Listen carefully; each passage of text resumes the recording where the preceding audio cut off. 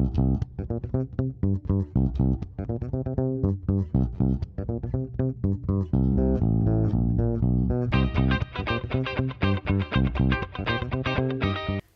can you introduce yourself very briefly? University, teaching, research fields, etc. Mm-hmm. Should I start? Okay. My name is Eleanna Galanaki. I'm a lecturer at the Athens University of Economics and Business. And the topics that I cover in my university are human resource management, organizational behavior. They focus on careers from the part of the generations.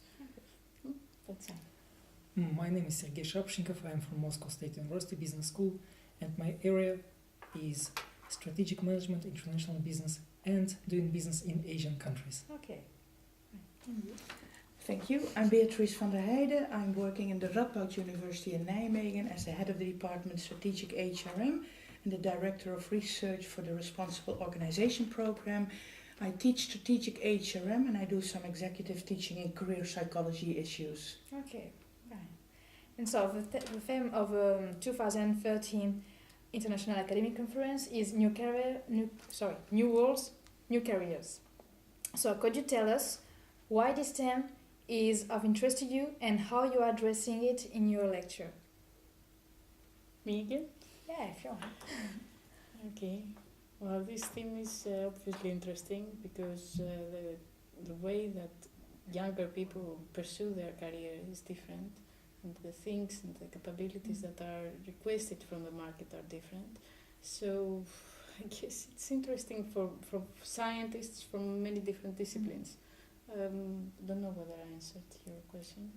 And should I focus on my lecture? Yes, maybe how you talk about these new worlds and new careers in your lecture. Mm-hmm. In my lecture, we focused on the different cohorts, generations, and how they map a different strategy in how to pursue their own career. So my presentation was focusing mostly on Generation Y, so millennials, people who were born after the 80s, and the way that they are different, these people are different in how they pursue their career strategy from Xers and Boomers, Generation X and baby Boomers. This has some implications both for organizations that employ these people and for the way in which they are going to pursue their career. That was the point of my presentation. Today I concentrated mainly on how to do business in Asian countries. It's not a secret that European economy is declining steadily, and young generation has some problems how to identify their career path, how to find a job, and maybe Asian market and Asian countries might have a potential for future career development. So that's why today we concentrated on potential of Asian countries, how we can develop career there, and what should we know if we'd like to concentrate on Asian market, what should we study, and what kind of capabilities, skills, and knowledge should be obtained to be successful in Asia. Okay. And you, new worlds, new careers? Yeah. My lecture today was aimed at going into strategies and activities that individual employees and managers or employers can undertake to enhance employability throughout the career. My research focuses, among others, on age-related stereotyping, and especially employability perceptions of the over 40s are significantly lower compared to the younger employees, and this influences the amount of activities, career development strategies and activities that are undertaken by companies and also by employees. So it's like a self-fulfilling prophecy. We have to combat this age-related stereotyping, and also one of my goals was to make the students aware of the possible dangers of stereotyping, and especially given the fact that they will be the leaders of the future, this might influence their leadership style and the way they treat older employees, of whom we will get more and more because of the demographic changes. And tomorrow I'm going into a study that I just finished yesterday, writing the paper on the impact of career involvement on objective and subjective career success. And I tested a model wherein this relationship is mediated by employability, an instrument that I developed. Okay, fine. So another question is, what would you recommend us as students and maybe future business graduates in order to boost our employability? And what are the perspectives in terms of career development, according to you? Maybe we can. All right. Well, given the importance of career involvement, of course you can never be forced. Not everybody has the same desires and needs for work-home balance or career preferences or whatsoever, but a high amount of investment in career development activities is a strong predictor for career success. Another issue that I would like to recommend you is to continuously anticipate and optimize your career potential in order to make sure that, given the increasingly rapidly changing labor market requirements, that your knowledge and skills base stays up to date, and also a very good network of social support, both in your family or colleagues, and especially from your supervisor, is needed in order to make sure that you stay employable throughout your career.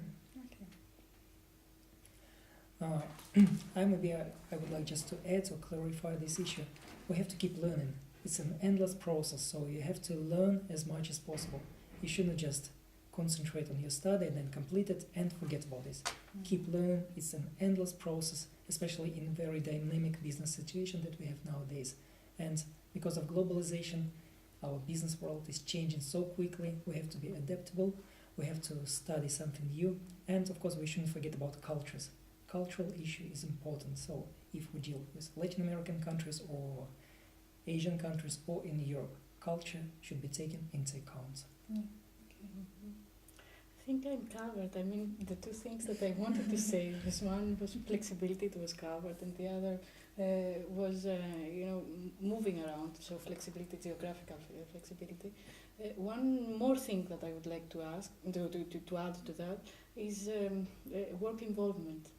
We have it already, and it is required by organizations, obviously, but you need to be involved in the work, in the task that you have to accomplish. Sometimes we forget to say that. To be involved as a student, also when students are in internships, or both. Both. In whatever you do, you need to be passionate about that, and that's a recipe for success in anything you might do. I don't know whether I put it in a correct way. It's okay to react on each other. You invited us for that. Yeah, I really agree with you, Eleanna. Do I pronounce your name correctly? Yes. When I wrote my PhD, it was on expertise development, and to be willing and ready to invest hours and years of efforts, you have to find that key for success, which is doing something that you're passionate about. So it's really hard to learn something and to become expert when you dislike something. So make sure that you make the right career choice, and try to convince your parents, if they want you to become a doctor or a lawyer, while your heart lies in studying mathematics, to convince them that you will be a brilliant mathematician. But sometimes, and that's the other question, passion isn't enough. Actually, we are in a world which is changing, and there is some crisis, economic crisis, and so sometimes this is difficult to find a job even if you are passionate. So this is the next question. We are experiencing an economic turmoil, especially in so-called developed countries, and this has a huge impact on the way careers are managed. Do you think this has a greater impact on new generations? And do you think this is a big question. We will have to manage our career differently now than years ago.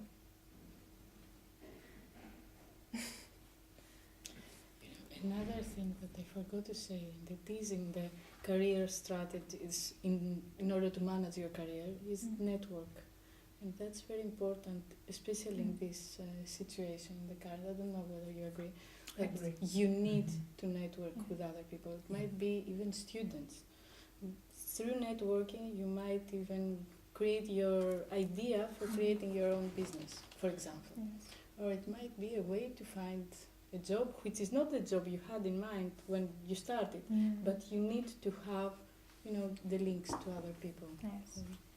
Uh, If I may reply to your question, Yes. at least to start it.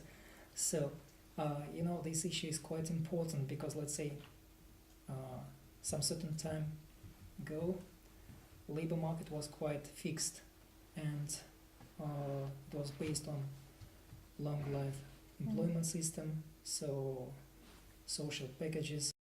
We were sure that if we obtain a job, we could stay till the end, up to the end. But now situation is changed. Practices are changing, so it's contract-based or project-based contracts, right? So it's not a lifelong employment. Yes. It's changing. It's drastically changing. So attitude to employees is changing. So employer is not like a company that supports you. It's just a place to work. Before, your duties were quite restricted according to your contract. Now, your duties are not limited by your contract. You have to be creative, you have to create something new, you have to move ahead, you have to offer some new decisions, new proposals. So, this new environment requires many additional skills from new graduates. And it's not fixed, it's not as easy as it was before. Now it's changing, we have to be flexible, we have to be dynamic, we have to be creative. And even if we have a job, we won't be able to be sure that the job might be for a long period of time. Again, permanent crisis might appear. We are living in a permanent crisis, I think, and we have to find a job. So we have to be ready to change job immediately. And this is a new environment where we live. Okay. Too complicated. Yeah, so network, creativity. Which advice may you give to Yeah, new I generations? just want to add, because I really agree with my colleagues. I came up with the concept of flexpertise. You have to be a flexible expert.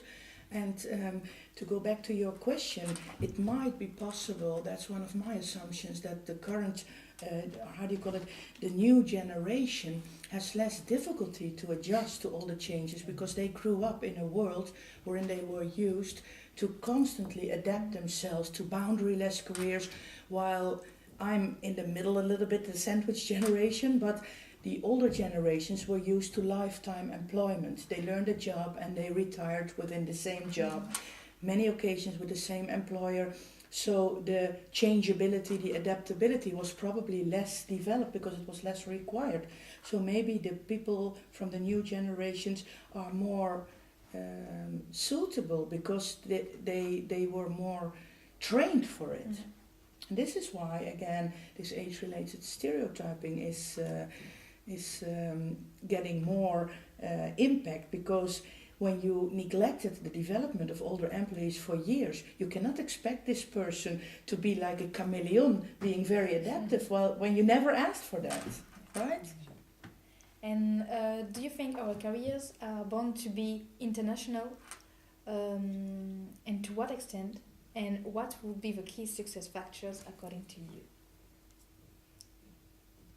about international careers? I think it's more Sure. related to what you do actually. Yeah. Okay. So international business. So it's an important part of now of global economy. And even if we act locally in our home market, still we have some connections with foreign companies, and we cannot be locked in one country nowadays. Sooner or later you will find that you have to cooperate or you have to contact foreign clients or foreign partners or suppliers, and it's a part of international experience. When we're talking about international career, it doesn't mean that we go to the foreign country. We might stay here in France, but we cooperate with foreign partners. Maybe in France, acting with Asian companies or Russian companies acting in France. Even so, it's a part of international business community. And to act in this community, in this business environment, we need to be, well, again, just repetition, flexible, open-minded, and quite, we have to know the background of international business, how to deal in this quite complicated area. So many dimensions, actually, international business has many dimensions, and we have to know all these dimensions. Yeah. From my research, it was found that international sensitivity or corporate sense was the strongest predictor for career success. So you can imagine that for international careers, cultural intelligence could be a very important factor. And one of my colleagues within my department just finished a PhD on that, and I look forward to hear more from him in this regard. It's a good question. It's interesting because we have just started in Greece measuring cultural intelligence, and I was ready to say exactly the same thing. It's the new fad, actually. As we had IQ, EQ, exactly. Now we have CCI, exactly. The cross-cultural intelligence. Exactly. So we'll talk about it tonight.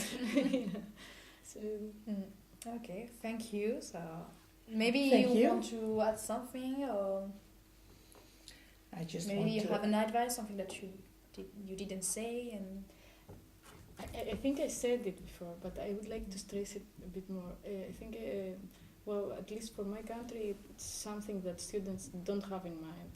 Your own business, creating your own opportunities. Entrepreneurship. The career might not be in the typical big organization, the multinational that opens up jobs. It might be somewhere you hadn't thought about, and you have opened your mind to new things. That's because we are not.